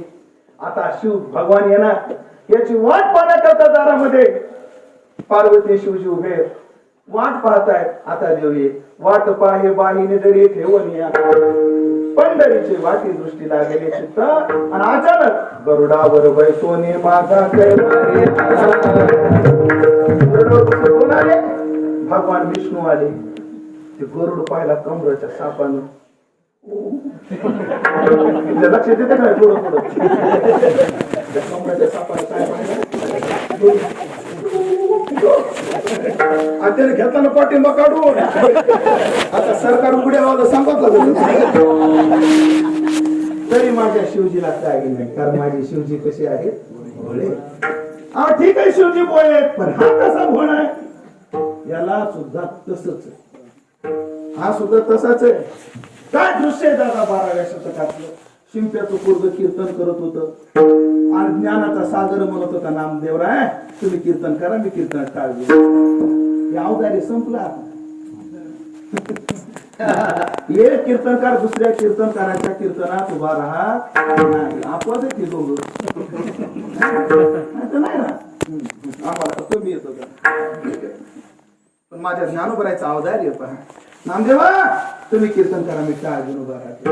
आणि खरं सांगू का, मला एक टाळ घेऊन उभं राहायची सवय. मला आता ह्यांच्या एवढा आवाज नाही दिला देवानं, ह्यांच्या एवढा आवाज नाही मला, पण ह्यांच्यासारख्या चाली मात्र थोड्या करणार.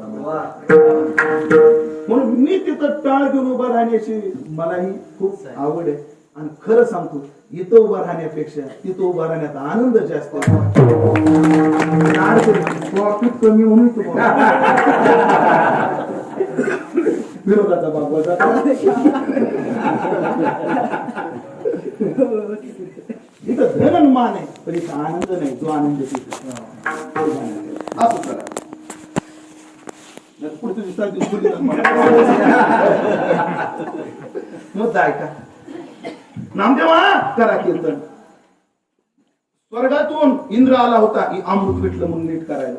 इंद्र आता वेळ नाही, मला कीर्तनाला जायचं. कीर्तनाच्या वाटे बराडी आयसा लोटे. महाराज जाती पंथाच्या भिंती आपल्या संप्रदायाने कधीच मोडून टाकल्या. महाराजची बाई अशी दारामध्ये उभी होती, माझ्या चोकोबाची बायको सोयरा.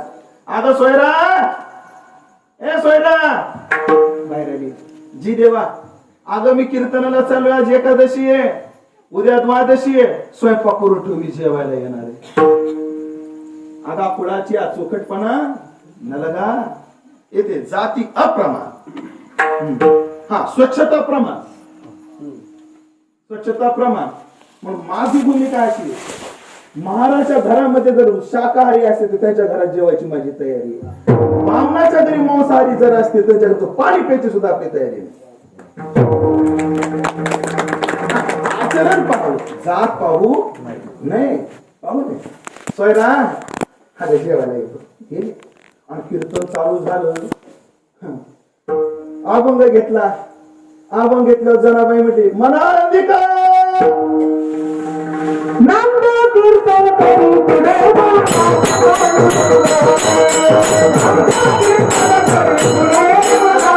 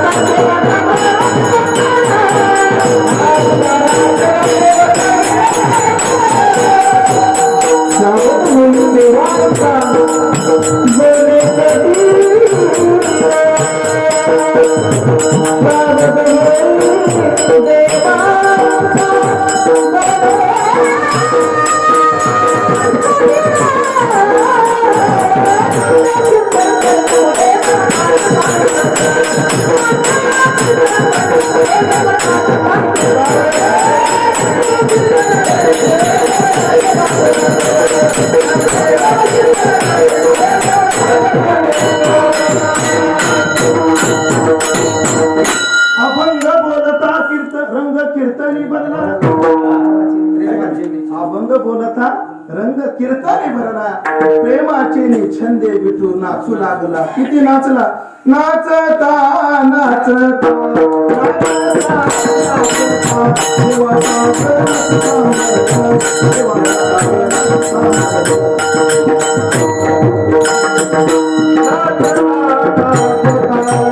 असा नाचला, असा बेफान झाला.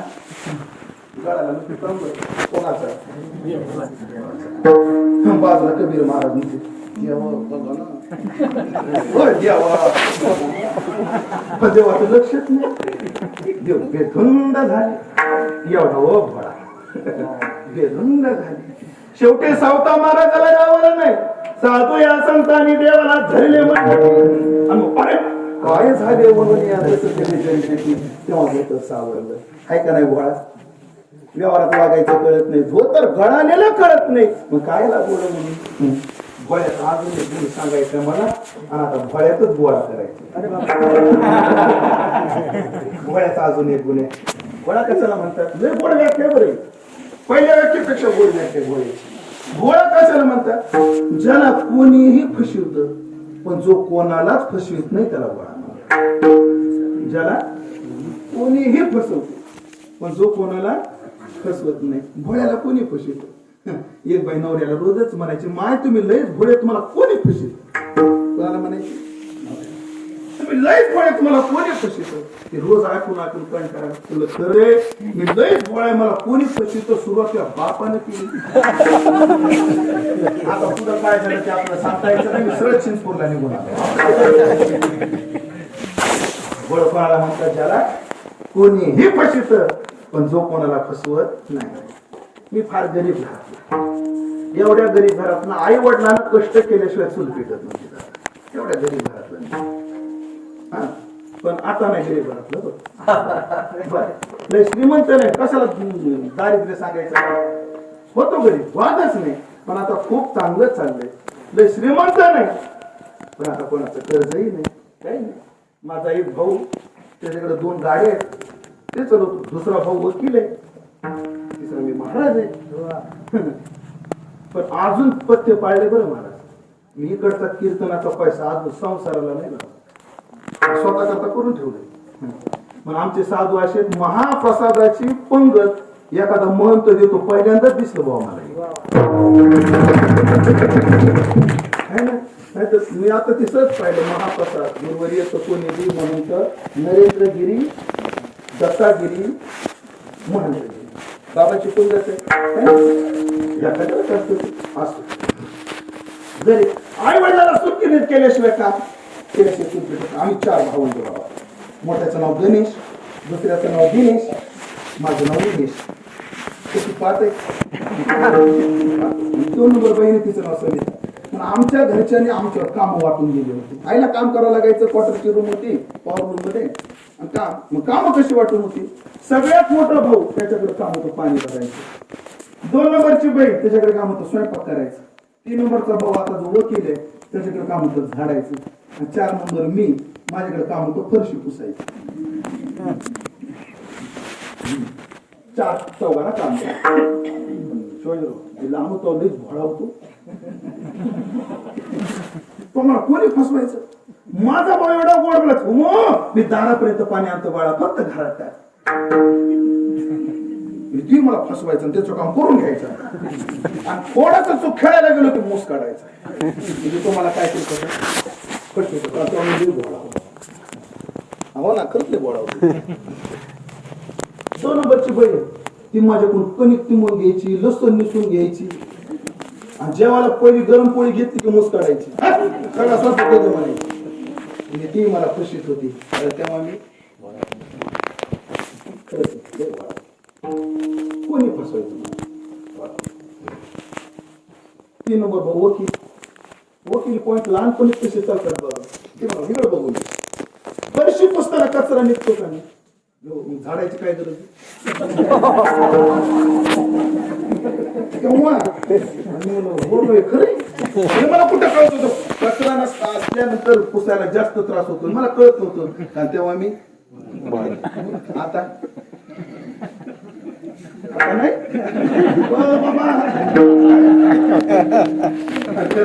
आता 3 पाया पडतात असं घोडं त्याला म्हणतात ज्याला कोणी फसवतं पण जो कोणाला फसवत नाही माफी मागून बोलतो. या देवाला सुद्धा खूप जण फसवतात. हे बोल थोडे महात्मे सोडले तर सगळेच फसवतात.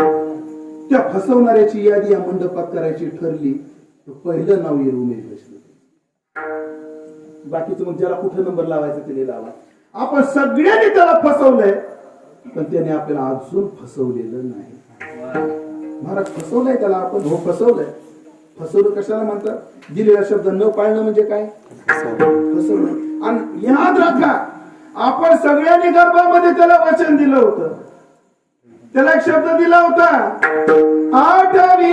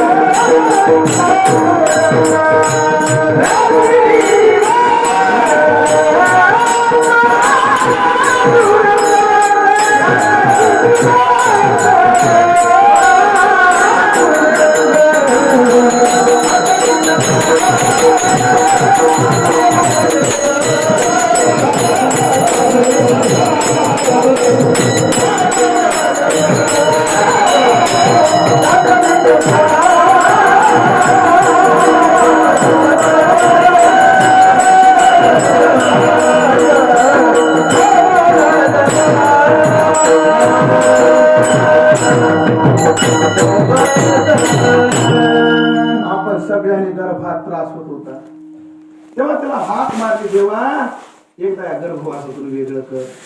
रात्रंदिवस तुझं भजन करेल. माफी मागून बोलतो दादा. सांगा आपल्याकडून रात्रंदिवस भजन होत आहे? किती जण करतो आपण? म्हणजे आपण फसवलं नाही का? तर त्याने अजून आपल्याला फसवलं नाही. एवढ्या कोरोनाच्या काळात एवढी माणसं मेली पण अजून आपण जिवंत आहे ते ध्यानात ठेवा. त्याची कृपा आहे. कृपा आहे त्याची. नाहीतर लय ताकदवान गेले दादा. नाव नाही सांगत. एक माजी मंत्री होते. लीलावतीला बेड साक्षात पवार साहेबांनी फोन केला होता लीलावतीला त्यांना बेड द्या म्हणून. त्या प्रोसिडिंग बुकला नाव आहे सदर पेशंट साहेबांचे म्हणून. कोट्याधीश माणूस जो वाचावा याच्या करता पवार साहेबांनी प्रयत्न केला. त्याला बेड न मिळाल्यामुळे मेला. अकलूज मध्ये घटना घडली. कोरोनातून बाहेर आला. पायऱ्या उतरताना पायरीवर अटॅक आला आणि गेला. पण एवढ्या अस्थिर काळामध्ये आपण जिवंत आहे. कृपा नाही त्याची. फसवलंय त्याने आपल्याला. म्हणून आपण सगळ्यांनी त्याला फसवलं महात्मे सोडून. पण त्याने आपल्याला फसवलं नाही. या अनुषंगाने महाराज त्याला भोळा म्हणतात. चला वेळ संपली आपली. भाविक आहे. किती भाविक आहे.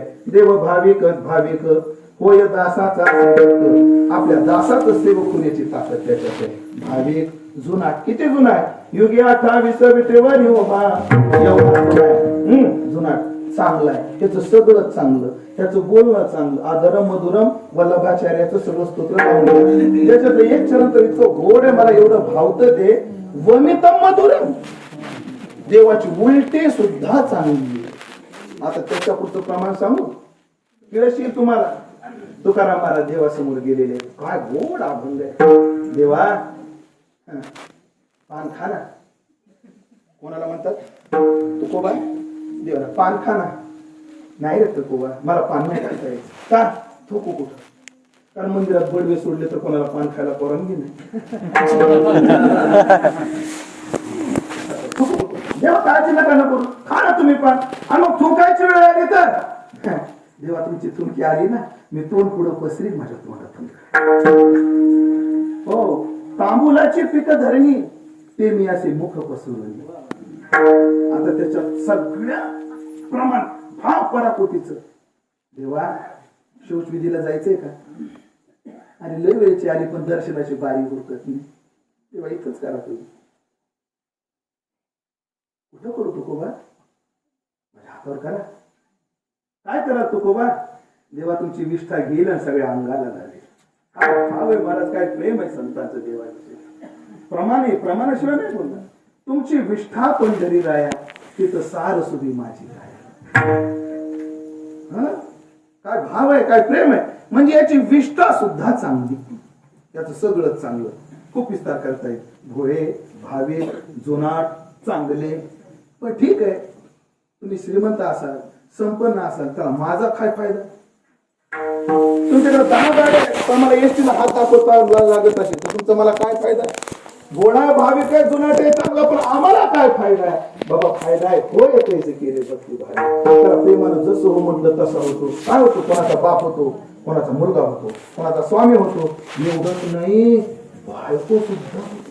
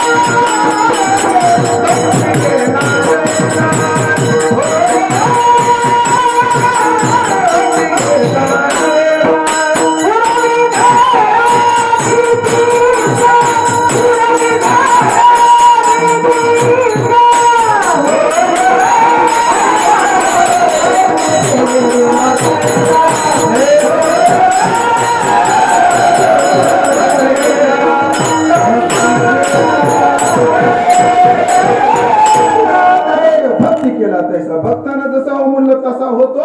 असा आमचा मालक असल्यामुळे मनवणे चिंता नाही. नव्यो गर्भवासा जन्म घेता. आम्हाला गर्भवासाची भीती नाही. मला तुम्हाला गर्भवासाचं दुःख माहिती आहे, पण भक्तीच्या उत्कर्षी नाही मुक्तीच्या. एकच उदाहरण सांगतो थांबतो भाऊ. तुम्हाला विचारतो तुमचं नाव काय? विजय भाऊ. गाव कोणतं? ह्याच गावचे. ह्या गावात तुमचं घर आहे? घरात भांडे कुंडी, कपडे लत्ते, कपाट, कपाटात पैसे जास्त नाही, जास्त नसो.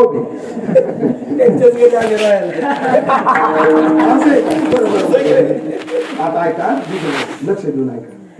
तुमच्या घरात कपाट आहे, कपाटात पैसे. ऐका ऐका, कपाटात पैसे. असं होणार नाही म्हणजे भाऊ. कल्पना करा, तुमच्या घरात चोर शिरली. होणार नाही. आम्ही असताना चोर, महात्मे असताना चोर शक्यच नाही. कल्पना करा, घरात चोर शिरला, तरी कपाट उघडलं, नोटा काढल्या. विजय भाऊ म्हणजे अत्यंत व्यवहार ऑनलाईन करणारे. खर्चापुरते घरामध्ये गुलाबी 5 नोटा ठेवल्या. गुलाबी 5 नोटा म्हणजे किती? 10. म्हणजे 20ची कोणाच्याच ध्यानात नाही का?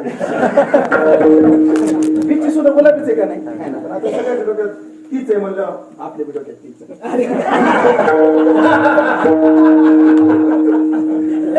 त्या चोराला पैसे म्हणजे 4-5 किती भरले? 10. आणि तो चिडला. काय एवढ्या मोठ्या घरात आलो 10,000 रुपये चिडला तो चोर.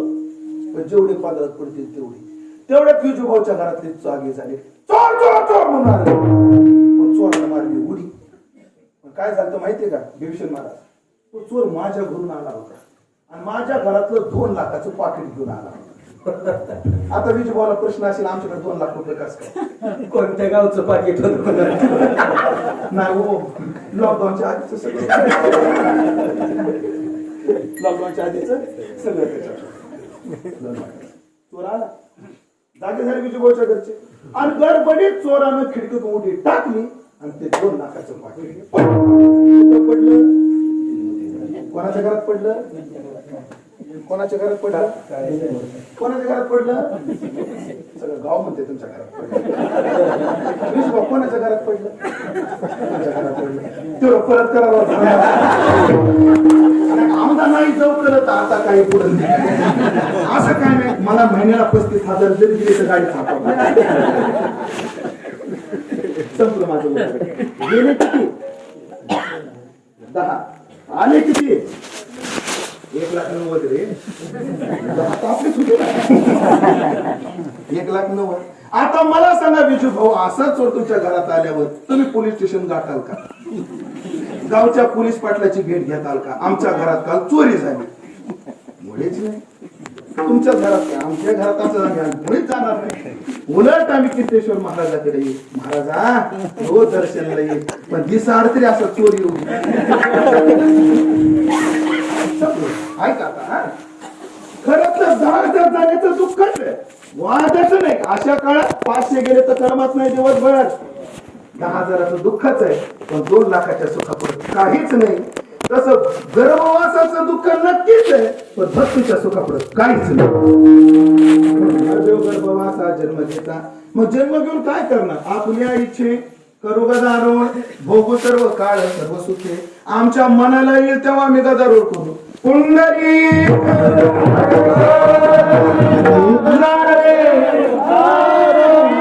पंढरीनाथ भगवान की. अचानक का? आपल्या इच्छे, आपल्या इच्छे. बुंदी आली का तिकडं? होता म्हणा. पुरी पोहोचली का? होता म्हणा. गुलाबजाम करायची का सुरुवात? बोला. जेवताना आपल्या इच्छे आमच्या मनात आल्यावर तुम्हाला वार करून गेला. अरे चला चला, बांधलं का? बांधलं. गंध लावला का? लावला. एका बांधला का? उचलायचं का? उचला. बोला आता आपल्या इच्छे. एवढंच नाही, 5-6 वर्षापूर्वीची गोष्ट आहे. 12वीच्या पेपर मध्ये तुकोबराचा अवमान करणार एक चॅप्टर आलं होतं. आणि तेव्हा सगळे वारकरी गेले. तेव्हा काळ पांडे होते, शिक्षण अधिकारी केले मंडळाचे. आणि केले कसं त्यांचं म्हणणं नाहीये, ते कवी कल्पना सोडून द्या. तेवढ्या आमच्या वारकरी केली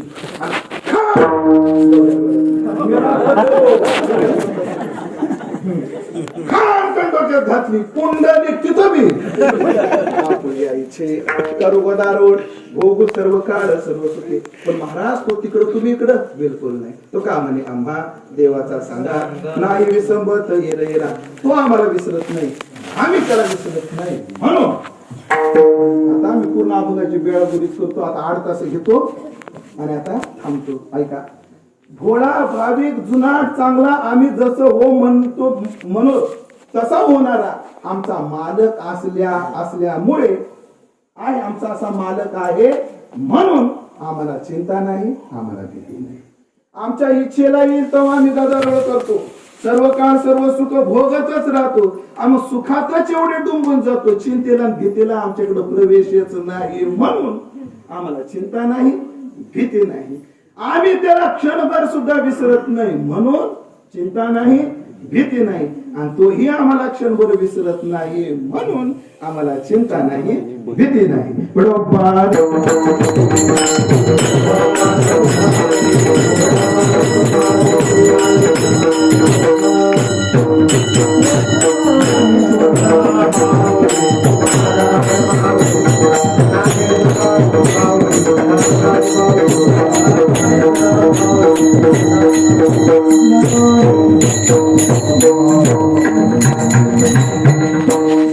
संपला. परम आदरणीय परमश्रद्धेय अखंड समाधीघन महाराज श्रीजींच्या 45व्या पुण्यतिथीच्या निमित्ताने त्या ठिकाणी या कार्यक्रमाचं आयोजन तुमचे मानावे तेवढे आभार तुम्ही असल्या काळात तुम्ही एवढ्या चांगल्या कार्यक्रमाचं आयोजन केलं. तुमच्याकरता तुम्ही टाळ्या वाजवायचा. समाज एक त्याची काळजी किती करून आले तुम्ही टाळ्या वाजवा. तुमचं करावं तेवढं होतं कमी. आणि खरं सांगू का, तुम्ही एवढ्या संख्येने एवढ्या श्रद्धेने आणि एवढं शांत चित्ताने कीर्तन ऐकलं त्याबद्दल तुमचे आभार मानतो.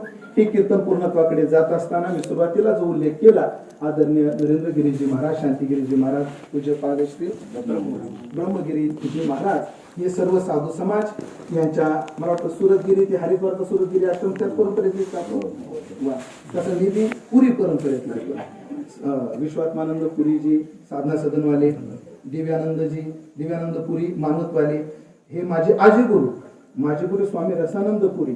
आणि मग मी त्यांचा विद्यार्थी, पण मी अजून काही दीक्षा घेतलेली नाही. मी ह्या श्वेत वस्त्रामध्ये आहे, पण अजून अविवाहित आहे.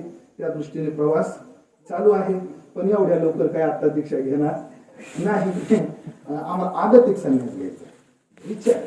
आगतिक म्हणजे मरणाच्या पूर्वी अर्धा तास घेतला जातो आणि तिथे एकच विधी असते. शिखा आणि सूत्राचा त्याग केला जातो, अंगावर काशाय वस्त्र टाकलं जातं आणि सद्गुरूच्या मुखातून महावाक्याचा उच्चार होतो.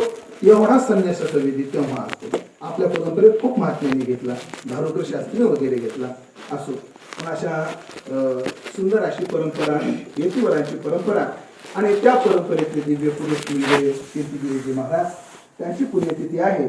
त्यांच्या चरणी सेवा समर्पित करतो. उपस्थित सर्व वैष्णव गुणीजन महाराज मंडळ, मी सुरुवातीलाच बोललो की माणसं सामान्य नाही, अत्यंत गोड भजन वैभव म्हणजे ही मंडळी. आता शेवटची जी चाल म्हटली आमच्या भीवशन महाराजांनी, या चाली आता हे 2-4 जण सोडले तर कोणाकडे ऐकायलाच भेटत नाही, अशी स्थिती आहे. पण अशाही काळामध्ये ह्या अशा चाली यांनी जपून ठेवल्या, वादच नाही. त्यात आमचे सदानंद महाराज आहेत, आमचे संतोष महाराज आहेत. आमचे म्हणण्याचं कारण आहे आमचे म्हणून आमचे ते सगळे मंडळी. आणि ह्या मंडळीचं माझ्यावर नितांत प्रेम आहे, निर्मळ प्रेम. तर त्यांनी प्रेम करावं असं काही माझ्यात काहीच नाहीये. मी काही त्यांना काही देत नाही, त्यांच्याकडून काही घेत नाही. पण एक आहे, मी देऊ न देऊ त्यांनी मात्र ते माझ्या कायम प्रेम करतात. मला असं वाटतं मी कृष्ण हो का न हो, पण सुदामाची भूमिका कायम बजावतात. अशी सर्व मंडळी. महाराज मी मगाशीच बोललो की आता इंटरनॅशनल स्टेजवर जाणारे आपल्या संप्रदायात बोटावर मोजणे एवढे, पण एवढ्या कमी वयामध्ये अशा स्टेजवर जाण्याचं सौभाग्य सद्गुरूच्या कृपेने आणि स्वतःच्या कर्तृत्वाने त्यांना लाभतं. आम्हाला एक विशेष वाटतं की बरेच लोक तिकडे गेले की इकडचं विसरून जातात, पण आमचे आसाराम महाराज ते हे विसरले नाहीत. हे आता आमचं कौतुक आहे. आणि आमची देवाची एवढीच प्रार्थना आहे, तुम्ही पंडित व्हा, अलंकार व्हा, स्टेज गाजवा, जग गाजवा, पण आमच्याकरता आसाराम वाहून कीर्तन वाजवत जा, एवढीच आमची भविष्यात. आणि मला तरी वाटतं त्या इच्छेला ते तडा जाऊ देणार नाही. अशी मंडळी आहेत सर्व साधू समाज, ग्रामस्थ मंडळी, यामध्ये जे समर्पित होतात अशी मंडळी आहेत. आमची घुमून आलेली सगळी तरुण मंडळी. ओके महाराज आहे काय, दत्ता महाराज ओके जी. अरे बाबा बाबा, तुमचं नाव ऐकून आहे आता काल परवा तुमचं देहेऱ्याला माझ्या दुसऱ्या दिवशी महाराज होते. वेदांताचा खूप चांगला अभ्यास महाराजांचा आहे. त्यांचं ऑनलाईन प्रवचन झालं आता कुठंतरी गुरुजी पुण्यतिथीला जिंतूरच्या मंडळामध्ये, बरोबर. तुमतने महाराजांचं प्रवचन झालं. मातरा महाराज आपली पहिली भेट आहे. असो मुमुक्षुपाळ भाऊकडे होते ते. आणि तसा आम्ही वेदांताचा अभ्यास केलाय महाराज. आम्ही वेदांताचा अभ्यास केला, पण करावा अर्जुना वाडे कोडे अखंड बोलू आवडे, पण काय की जे न जोडे पुसती आयशी, अशी गत आहे. पण एक मला असं वाटतं जर आपलं तत्वज्ञान समाजापर्यंत पोहोचायचं असेल आपल्याला त्यांच्याकडूनच उतरावं, हे ध्यानात ठेवा. भगवान कृष्णाने शृंगारासारखी लीला काय केली, रासलीलेसारखी. अखंडानंदांनी खूप गोड उत्तर दिले स्वामी. अखंडानंद सरस्वती म्हणतात, धर्मात्मा परमात्मा एवढी शृंगारिक लीला कशी काय करतो. ते म्हणजे विहिरीत पडलेल्यांना जर काढायचं आले असेल तर विहिरीत उतरावंच लागतं. तसे शृंगारात अडकलेल्या जीवाला काढायचं असेल तर देवाला शृंगारात उतरावंच लागतं. तसं ह्यांना जर आपल्याला इकडे आणायचं असेल तर ह्यांच्यात उतरावंच लागतं, अशी स्थिती आहे. म्हणून आपल्यासारख्या विद्वान लोकांसमोर तुम्ही आमचं कीर्तन ऐका असं काही नाही. मोठ्या प्रेमाने आपण इथं बसला त्याबद्दल महाराजांचे आभार मानतो. आणि खरंच या निमित्ताने मला एक सांगतो, आता कोणी भेटू न भेटू, काय भेटू न भेटू तसं नाही, गाडी आहे पण मला एक मोठं समाधान आहे, ही मंडळी एवढ्या दिवसाने भेटली, आदरणीय महाराजांची पहिली भेट झाली, स्वामीजींचं दर्शन झालं, हे समाधान मोठं अंतःकरणात घेतो. आणि 1 महिना झालं माझ्या पायाला लय दुखापत झालेली आहे, आतापर्यंत सहन केलं, आता म्हटलं चाल का कॅन्सल करायचं मला किती होतं नाही ना म्हणा सिंगल म्हणा खाली बसा तुम्हाला नाही नाही नाही मला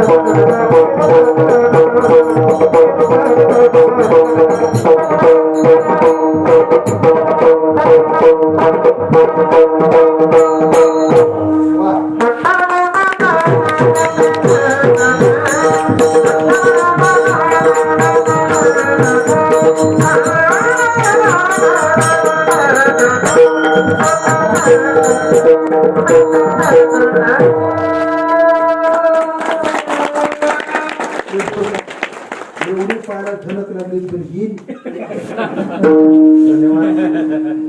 एकच वाक्य घेतो आणि थांबतो. राम मंदिराचं काम चालू आहे. जर मदतीची हाक आली तर त्याला ओढ.